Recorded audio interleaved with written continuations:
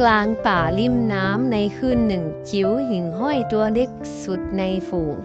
บังเอิญหลงทางตอนบินกลับหลังเขาบินวนไปมาในความมืดมองไม่เห็นแสงใดๆจากเพื่อนเลย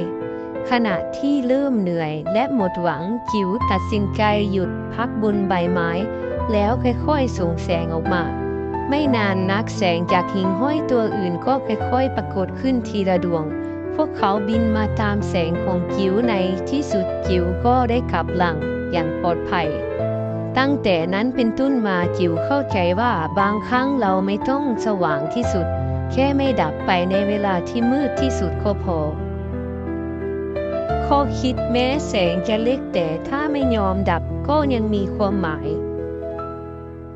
อยากฟังนิทานเรื่องไหนต่อคอมเมนต์มาได้เลยถ้าชอบฝากกดไลค์กดแชร์กด Subscribe ด้วยนะ